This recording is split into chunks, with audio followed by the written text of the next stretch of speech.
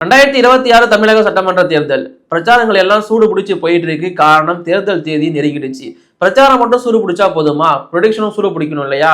So அந்த மாதிரி ஒரு வீடியோவோட தான் இப்போ நான் வந்திருக்கேன். தம்ப்நெயிலே பார்த்துட்டு தான் வந்திருப்பீங்க. ஸோ டெல்டா தொகுதிகள் யாருக்கு அப்படிங்கிறது தான் இங்க இருக்கிற ஒரு பெரிய கேள்வியா இருக்கு. பிகாஸ் அங்க எக்கச்சக்கமான தொகுதிகள் அப்படிங்கிறது டிஎம்கே சைடு இருந்திருக்கு. இது வரைக்கும் காலங்காலமா டிஎம்கே மட்டும்தான் அங்க வந்து ஆளுமை பண்ணிட்டு இருந்திருக்காங்க டெல்டா மாவட்டங்களை பொறுத்த வரைக்கும்.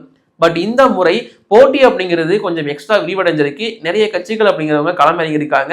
ஸோ இப்போ அந்த திமுக கோட்டையார் திமுகவோட ஆளுமை அப்படியே இருக்குமா, இல்ல புதுசா வந்திருக்கிற கட்சிகள் அங்கிருந்து ஓட்டை பிரிச்சு ஸோ இங்க வெற்றியை மாத்தி அமைப்பாங்களா, அதாவது ரிசல்ட்டை மாத்தி கொடுப்பாங்களா இந்த தொகுதிகளை பொறுத்த வரைக்கும் அப்படிங்கிறத தான் நாம குயிக்கா அனலைஸ் பண்ண போறோம். ஸோ சிம்பிளா என்ன சொல்ல வரேன் அப்படின்னு பாத்தீங்கன்னா, ஸோ வழக்கமா திமுக ஆளுமை பண்ற இந்த டெல்டா மாவட்டங்கள்ல உள்ள தொகுதிகள் திமுக பக்கமே இருக்க போதா, இல்ல வேற கட்சிகள் இவங்க கிட்ட இருந்து பறிச்சு ரிசல்ட்டை மாத்த போறாங்களா அப்படிங்கறத நம்ம இதுல வந்து பார்க்க போறோம் டீடைல்டா. சோ ஃப்ரெண்ட்ஸ், இந்த டெல்டா பகுதிகளை நான் முக்கியமா கான்சென்ட்ரேட் பண்றதுக்கு இல்ல கையில எடுக்கிறதுக்கான காரணம் என்ன அப்படின்னு பாத்தீங்கன்னா, சோ இங்க கொஞ்சம் டிஃபரெண்டா இருக்கு compared to other places.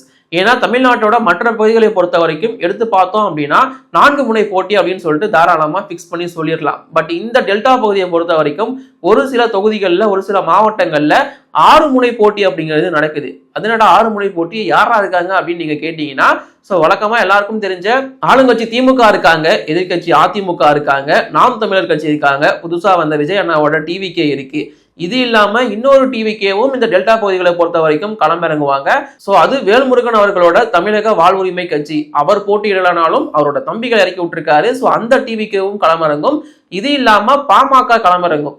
PMK AIADMK கூட்டணியில் இருக்கா, அப்ப அதிமுக தானே வரும் அப்படின்னு நீங்க வந்து கமெண்ட் போட போயிருக்கலாம். பட் இந்த பாமக வந்து ஐயாவோட பாமக, எஸ் ராமதாஸ் அவர்களோட பாமகவும் ஸோ அவங்க சார்பாகவும் இங்க வேட்பாளர்கள் இறக்கி விடப்பட்டிருக்காங்க. ஸோ இந்த மாதிரி இந்த தொகுதிகளை பொறுத்த வரைக்கும் 6 முனை போட்டி இருக்க போகுது அப்படிங்கும் போது ஸோ இங்க நிலவரம் எப்படி இருக்க போகுது அப்படிங்கிறதான் நம்ம டீட்டெயில்டா இல்லை நமக்கு தெரிஞ்ச மாதிரி அனலைஸ் பண்ண போறோம். ஃபர்ஸ்ட் நம்ம பார்க்க போற மாவட்டம் கடலூர் மாவட்டம். கடலூர் மாவட்டத்தை பொறுத்த வரைக்கும் ஒட்டுமொத்தமா 9 தொகுதிகள் இருக்கு. ஸோ இதுல 7 2021 எலெக்ஷனை பொறுத்த வரைக்கும் திமுக வின் பண்ணியிருந்தாங்க. பட் இந்த முறை 2026 தேர்தலை பொறுத்த வரைக்கும் திமுக கிட்ட இருக்கிற 7ல் இருந்து 3 பறிபோக வாய்ப்பு இருக்கு. அதாவது மொத்தமா 9ல் 5 அதிமுக ஜெயிக்கிறதுக்கான வாய்ப்பு அதிகமா இருக்கு. இல்ல அதிமுக இல்ல வேற கூட்டணிக்கோ போறதுக்கான வாய்ப்பு இருக்கு அப்படிங்கிறது தான் இப்போ இருக்கிற நிலவரம் கடலூர் மாவட்டத்தை பொறுத்த வரைக்கும். ஒவ்வொரு தொகுதியா சொல்லிடுறேன் எந்த கட்சி இல்ல எந்த கூட்டணி ஜெயிக்கும் அப்படிங்கறத. ஃபர்ஸ்ட் தொகுதி திட்டக்குடி 2021 திமுக தான் ஜெயிச்சிருந்தாங்க. 2026 அவங்க தான் இதை வந்து ஜெயிக்க போறாங்க. அதுக்கப்புறம் விருதாச்சலத்தை பொறுத்த வரைக்கும் டிஎம்கே கிட்ட தான் இருந்துச்சு. இந்த முறை பிரேமலதா அவர்கள் போட்டியிடுறாங்க திமுக கூட்டணியிலிருந்து தேமுதிக சார்பா. சோ அவங்க ஈஸியா ஜெயிக்கிறதுக்கான வாய்ப்பு இருக்கு. மேபி இங்க இருக்கிற பிஎம்கேவை சேர்ந்த தமிழரசி கொஞ்சம் ஓட்டை வந்து பகிர்ந்து கொள்ளலாம். பட் மற்றபடி பிரேமலதாக்கு வின் அப்படிங்கிறது கொஞ்சம் எளிதாக தான் கிடைக்கும் நம்புறோம் இந்த தொகுதியை பொறுத்த வரைக்கும். இது இல்லாம குறிஞ்சிப்பாடி எம்ஆர்கே பன்னீர்செல்வத்தோட தொகுதி சொல்லவே வேணாம், டிஎம்கே ஆல்சோ இப்பவும் டிஎம்கே தான் அது இருக்க போகுது. அடுத்த தொகுதி காட்டுமன்னார் கோயில். ஸோ இங்கேயும் வந்து பாத்தீங்கன்னா டிஎம்கே தான் திரும்பவும் நீடிக்க போறாங்க. டிஎம்கே ஏடிஎம்கே இங்க நேரடியாக போட்டியிடல, விசிகே அண்ட் பாமக கூட தான் போட்டி இருக்க போகுது. ஸோ டிஎம்கே கூட்டணி தான் இங்க ஜெயிக்கும். இது இல்லாம 2 தொகுதி வந்து பாத்தீங்கன்னா அதிமுக தான் இருக்க போகுது. ஒன்னு வந்து பாத்தீங்கன்னா புவனகிரி, இன்னொன்னு சிதம்பரம். ஸோ ரெண்டுமே ஏடிஎம்கே கிட்ட இருக்கு. ஸோ அவங்களே திரும்பவும் கண்டினியூ பண்ண வாய்ப்பு அதிகமா இருக்கு. இதுல புவனகிரியை பொறுத்த வரைக்கும் ஐயாவோட பிஎம்கே கட்சி வந்து பாத்தீங்கன்னா களமிறங்க போறாங்க. மேபி அவங்க கொஞ்சம் ரிசல்ட்டை மாற்ற வாய்ப்பு இருக்கு. அதாவது டிஎம்கேக்கு சாதகமா அவங்க ஓட்டு பிரிக்க வாய்ப்பு இருக்கு. அதெல்லாம் நம்ம பொறுத்திருந்து தான் பார்க்கணும். இது வந்து பாத்தீங்கன்னா 3 தொகுதி அதிமுக பக்கமா வரதுக்கான வாய்ப்பு இருக்கு அப்படிங்கிற மாதிரி சொல்லியிருந்தேன். ஒன்னு வந்து பாத்தீங்கன்னா நெய்வேலி.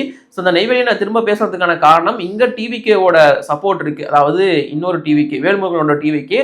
ஸோ அப்படி இருக்கிறப்போ அவங்க ஓட்டை கொஞ்சம் பிரிச்சாங்கன்னா 2 டிவிகேவும் ஓட்டை பிரிச்சாங்கன்னா கொஞ்சம் அதிமுகவுக்கு அது சாதகமா அமையலாம். ஸோ அவங்க கொஞ்சம் இங்க கை வாங்குறதுக்கான வாய்ப்பு இருக்கு.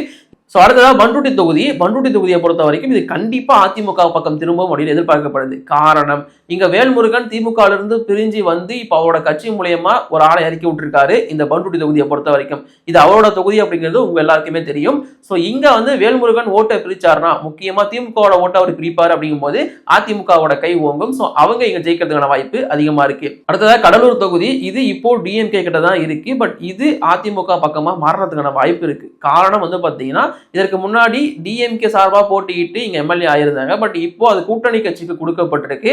சோ இதன் காரணமா அதிமுகவோட கை எம்சி சம்பத் தான் இங்க போட்டியிடுறாரு அதிமுக சார்பா. சோ அவர் வந்து பாத்தீங்கன்னா இங்க வெற்றி பெறதுக்கான வாய்ப்பு அதிகமா இருக்கு. சோ இது கடலூர் மாவட்டத்தோட நிலவரம்.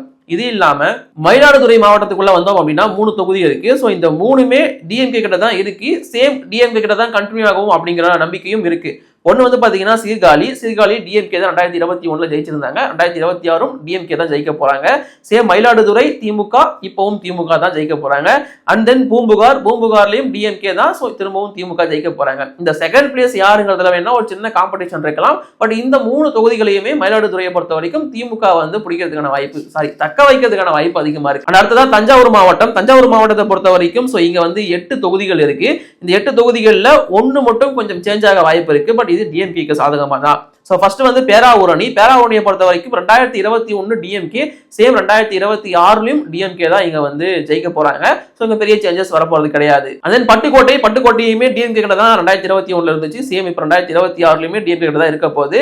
அதன் தஞ்சாவூர் 2021 டிஎம்கே தான் ஜெயிச்சிருந்தாங்க. சோ இப்ப 2026லயும் டிஎம்கே தான் ஜெயிக்க வாய்ப்பு இருக்கு. அடுத்ததா திருவையாறு 2021 டிஎம்கே ஜெயிச்சிருந்தாங்க. இப்பவும் டிஎம்கே ஜெயிக்க தான் வாய்ப்பு அதிகமா இருக்கு.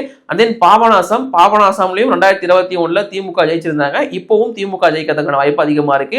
அண்ட் வந்து பாத்தீங்கன்னா கும்பகோணம் திமுக 2021 2026 திமுக தான் இங்க நீடிக்கும். அண்ட் தென் திருவிடைமருதூர் 2021 திமுக, இப்பவும் திமுக தான் இருக்கும். இந்த மாவட்டத்தில் இருக்கிற ஒரத்தநாடு தொகுதி மட்டும் அதிமுக கிட்ட இருந்துச்சு. சோ அந்த தொகுதி இந்த முறை திமுக பக்கம் போறதுக்கான வாய்ப்பு ரொம்ப அமோகமா இருக்கு. காரணம், அதாவது தஞ்சாவூர்ல திமுக விட்டு வச்சிருந்த ஒரே தொகுதி ஒரத்தநாடு தொகுதி தான். சோ அதுவும் இந்த முறை திமுக பக்கம் போறதுக்கான வாய்ப்பு இருக்கு. காரணம் என்ன அப்படின்னு பாத்தீங்கன்னா ஆர் வைத்தியலிங்கம், சோ யார் உங்களுக்கு தெரிஞ்சிருக்கும், எக்ஸ் எம்எல்ஏ. சோ அவர் அதிமுக சார்பா தான் போட்டிட்டு ஜெயிச்சிருப்பாரு. இப்போ அவர் டிஎம்கேல இருக்கிறதுனால சோ இங்க தொகுதி டிஎம்கே கூட்டணிக்கு போகும். அது இல்லாம இந்த ஒரத்தநாடு தொகுதியை பொறுத்த வரைக்கும் என்டிகே சார்பா நடிகர் திருமுருகன் அவர்கள் போட்டியிடுறாரு. ஸோ இவர் வந்து நீங்க களவாணி படத்துல வில்லனா பார்த்துருப்பீங்க. ஸோ அவர் ஒரத்தநாடு தொகுதியில போட்டிடுறாரு அப்படிங்கும்போது அவரும் கொஞ்சம் ஓட்டுகளை பிரிப்பாரு. ஸோ ஆல்சோ ஆர் வைத்தியலிங்கம் மாதிரியான ஒரு ஸ்டார் கேண்டிடேட் வந்து இங்க களமிறங்குறாரு அப்படிங்கும்போது ஸோ இங்க ஆட்டோமேட்டிக்கா ஏடிஎம்கே டு டிஎம்கே அப்படிங்கிற மாதிரி டிரான்ஸ்ஃபர் ஆயிடும் இந்த வருஷம் ரிசல்ட். இது இல்லாம பெரம்பலூர்ல 2 தொகுதி இருக்கு. ஃபர்ஸ்ட் தொகுதி வந்து பாத்தீங்கன்னா பெரம்பலூர் தனி தொகுதி. இதுல டிஎம்கே தான் 2021 ஜெயிச்சிருப்பாங்க. இந்த முறையும் டிஎம்கே ஜெயிக்கிறதுக்கான வாய்ப்பு தான் அதிகமா இருக்கு. சேம் குன்னமா பொறுத்த வரைக்கும் அங்கேயுமே திமுக 2021 ஜெயிச்சிருக்காங்க. 2026லயும் திமுக ஜெயிப்பாங்க அப்படிங்கிற எக்ஸ்பெக்டேஷன் இருக்கு. இது பெரம்பலூர் மாவட்டத்தில் இருக்கிற 2 தொகுதிகளோட நிலவரம். அடுத்ததா திருச்சி மாவட்டத்தை பொறுத்த வரைக்கும் 9 தொகுதிகள் இருக்கு. இதுல 9மே டிஎம்கே தான் 2021 ஜெயிச்சிருந்தாங்க. கிளீன் ஸ்வீப் பண்ணியிருந்தாங்க இந்த மாவட்டத்தை பொறுத்த வரைக்கும் பாசிட்டிவா. பட் இருந்தாலும் இந்த முறை 3 தொகுதிகள் அவங்க கிட்ட இருந்து பறிப்போக வாய்ப்பு இருக்கு திருச்சியில இருந்து. சோ ஃபர்ஸ்ட் வந்து பாத்தீங்கன்னா மணப்பாறை திமுக கூட்டணி தான் ஜெயிச்சிருந்தாங்க. இந்த முறையும் திமுக கூட்டணி தான் ஜெயிப்பாங்க அப்படிங்கிற எக்ஸ்பெக்டேஷன் இருக்கு. பொறுத்திருந்து பார்ப்போம். இது இல்லாம திருச்சி வெஸ்ட்டை பொறுத்த வரைக்கும் இங்க திமுக கூட்டணி தான் 2021 ஜெயிச்சிருந்தாங்க. 2026 திமுக கூட்டணி கிட்ட தான் இருக்கும். பிகாஸ் கேஎன் நேரு சோ அமைச்சரோட தொகுதி அப்படிங்கும்போது ஆப்வியஸா ரிசல்ட் அவங்க பக்கம் தான் இருக்கும். இது இல்லாம திருவெரும்பூர் சோ இதுவும் ஒரு அமைச்சரோட தொகுதி தான். திமுக சார்பா 2021 போட்டியிட்டு ஜெயிச்சது வந்து அன்பில் மகேஷ் பொய்யாமொழி. இப்போயும் 2026லயும் அவருக்கான வாய்ப்பு தான் அதிகமா இருக்கு. பிகாஸ் மினிஸ்டரோட தொகுதி, சோ சொல்லவே வேணாம். அடுத்ததான் மணச்சநல்லூர் அப்படிங்கிற தொகுதி. சோ இதுவும் திமுக கூட்டணி தான் 2021 ஜெயிச்சிருந்தாங்க. இப்பவும் திமுக கூட்டணி கிட்ட இருக்கதான் வாய்ப்பு இருக்கு. அண்ட் தென் முசிறியும் திமுக கூட்டணி 2021 ஜெயிச்சிருந்தாங்க. 2026 திமுக கூட்டணி கிட்ட தான் இருக்கும். அண்ட் தென் துறையூர் தனி தொகுதி. சோ இதுவும் திமுக கூட்டணியில் தான் இருந்துச்சு. 2026லயும் திமுக கூட்டணியில் தான் இருக்கும். இது இல்லாம 3 தொகுதி வந்து பாத்தீங்கன்னா இங்க இழுப்பறியில தான் இருக்கு. சோ இந்த 3ல ரிசல்ட் கொஞ்சம் மாற வாய்ப்பு இருக்கு திமுகவுக்கு எதிராக. சோ அதுல முதல் தொகுதி லால்குடியை பொறுத்த வரைக்கும் திமுக சார்பா போட்டியிட போறவர் பாரிவள்ளல். சோ இவருக்கு எதிராக வந்து பாத்தீங்கன்னா லீமார் ரோஸ் அப்படிங்கிறவங்க களமிறங்குறாங்க. சோ இவங்க ஒரு முக்கியமான கேண்டிடேட்டா இருப்பாங்க. அதிக பணபலம் வாய்ந்தவங்களும் கூட. இது இல்லாம அதிமுகல இருந்த கூப்பா கிருஷ்ணன் அப்படிங்கிறவர் இப்போ டிவிகே சார்பா இங்க களமிறங்குறாரு அப்படிங்கும் போது இந்த லால்குடி தொகுதியில போட்டி அப்படிங்கிறது கொஞ்சம் ஹெவியாவே இருக்கும் டிஎம்கே ஜெயிக்கணும் அப்படின்னா. சோ இங்க லீமா ரோஸ் அண்ட் கூடவே கூப்பா கிருஷ்ணன் கொஞ்சம் ஓட்டை பிரிச்சாங்கன்னா சோ ரிசல்ட் எப்படி வேணாலும் மாறதுக்கான வாய்ப்பு இருக்கு. சோ அதனால இந்த லால்குடி தொகுதி இப்போதைக்கு இழுபறியில இருக்கு. ரிசல்ட் யாருக்குங்கிறது இங்க தெரியல. பிகாஸ் நிறைய ஸ்ட்ராங்கான கேண்டிடேட்ஸ் உள்ள களமிறங்கிருக்காங்க. ஸோ அடுத்ததான் ஸ்ரீரங்கம் தொகுதி. இந்த தொகுதியை பொறுத்த வரைக்கும் திமுக கிட்ட தான் இருந்துச்சு. பட் இந்த முறை வந்து பார்த்தீங்கன்னா திமுக ஒரு புது கேண்டிடேட்டை களமிறக்கிறாங்க. ஸோ அதனால கொஞ்சம் அதிமுகவுக்கு இங்கே எக்ஸ்ட்ரா ஸ்ட்ரென்த் இருக்கு. என்ன பண்ண போறாங்கன்னு தெரியல. இந்த தொகுதியும் கொஞ்சம் இழுபறியில இருக்கு. அடுத்ததா திருச்சி கிழக்கு தொகுதி. இந்த பேரை சொல்லும் போது உங்களுக்கு ஒரு விஷயம் புரிஞ்சிருக்கும். தமிழக சட்டமன்ற தேர்தலில் பெரிதும் எதிர்பார்க்கப்படும் ஒரு சில தொகுதிகளில் இந்த தொகுதியும் முக்கியமான தொகுதி. காரணம் டிவிகே சார்பா டிவிகேவோட தலைவரான விஜய் அவர்கள் இங்க களமிறங்குறாரு. ஸோ அவருக்கு போட்டியா டிஎம்கேவோட கேண்டிடேட்டா களமிறங்க போறவர் இனிகோ இருதயராஜ். ஆல்ரெடி இங்க சிட்டிங் எம்எல்ஏவா இருக்கிற ஒருத்தர். ஸோ இங்க காம்படிஷன் 2 பேருக்கும் தான். ஸோ இங்க விஜய் என்ன பண்ண போறாரு, விஜய்க்கு எவ்வளவு சப்போர்ட் இருக்க போகுது அப்படிங்கிறத பேஸ் பண்ணி ரிசல்ட் மாறும். ஸோ இதுவும் ஒரு இழுபறியான தொகுதியா இருக்கு இந்த ஒரு மாவட்டத்தை பொறுத்த வரைக்கும். அடுத்ததா அரியலூர் மாவட்டம். அரியலூர் மாவட்டத்தை பொறுத்த வரைக்கும் 2 தொகுதி இருக்கு. அரியலூர் மெயின் தொகுதி, ஸோ அவங்க டவுன் தொகுதி 2021 திமுக கிட்ட இருந்துச்சு. இப்பவும் திமுக தான் இங்க நீடிக்க போறாங்க 2026 சேர்த்து. அண்ட் தென் ஜெயங்கொண்டம் தொகுதி. ஜெயங்கொண்டம் தொகுதியில ஒரு சின்ன சேஞ்ச் வரதுக்கான வாய்ப்பு அதிகமா இருக்கு. ஏன்னா இங்க திமுக தான் 2021 ஜெயிச்சிருந்தாங்க. பட் 2026 அது அதிமுக பக்கம் சாயறதுக்கான வாய்ப்பு இருக்கு. ஏன்னா இங்க பாமக அண்ட் ஐயாவோட பாமக ரெண்டுமே களமிறங்குறாங்க அப்படிங்கும் போது ஸோ அவங்க கொஞ்சம் ஓட்டை எடுக்க வாய்ப்பு இருக்கு. ஸோ அதிமுக சார்பா போட்டியிட்ட போற பாமகவுக்கு இது கொஞ்சம் எக்ஸ்ட்ரா பெனிஃபிட்டா இருக்கலாம். ஏன்னா ஐயாவோட பாமக எங்க இருந்து ஓட்டை எடுக்க போறாங்க, பிரிக்க போறாங்க அப்படிங்கிறது நமக்கு தெரியல. ஸோ இங்க கேசி கணேசன் அவர்களோட பையனான காசோகா கண்ணன் அவர்கள் வந்து இங்க போட்டியிட போறாரு. அது மட்டும் இல்லாம ஐயாவோட பிஎம்கே சார்பா வந்து பாத்தீங்கன்னா காடுவெட்டி ரவி அவர்கள் போட்டியிடுறாரு. பாமக சார்பா கா வைத்தி அப்படிங்கிற ஒருத்தர் போட்டியிடுறாரு. ஸோ இங்க வந்து ரிசல்ட் கொஞ்சம் ஓட்டை பிரிக்கிறதுனால சேஞ்ச் ஆகிறதுக்கான வாய்ப்பு அதிகமா இருக்கு. அண்ட் தென் திருவாரூர் மாவட்டம். திருவாரூர் மாவட்டத்தை பொறுத்த வரைக்கும் ஒட்டுமொத்தமா 4 தொகுதிகள் இருக்கு. இந்த 4 தொகுதிகளில் ரிசல்ட் வந்து எதுலையுமே சேஞ்ச் ஆக போறது கிடையாது. அவங்க கிட்ட தான் அந்த தொகுதிகள் வந்து அப்படியே ஹோல்ட் ஆக போகுது. ஃபர்ஸ்ட் வந்து பாத்தீங்கன்னா திருத்துறைப்பூண்டி தனி தொகுதி. இது 2021 திமுக கூட்டணி கிட்ட இருந்துச்சு. 2026 திமுக கூட்டணி கிட்ட தான் நீடிக்க போகுது. இந்த தொகுதியை பொறுத்த வரைக்கும் கம்யூனிஸ்ட் கிட்ட கொடுத்திருக்காங்க திமுக. காரணம் அவங்க இங்க ரொம்ப ஸ்ட்ராங்கான ஓட் பேங்க் வச்சிருக்காங்க அப்படிங்கிறதுனால ஸோ அவங்க ஈஸியாவே ஜெயிச்சிருவாங்க. இந்த தொகுதியை பொறுத்த வரைக்கும் ஜெயிச்சு திமுகவுக்கு அந்த ஒரு பெனிஃபிட்டை இன்க்ரீஸ் பண்ணி விட்டுருவாங்க.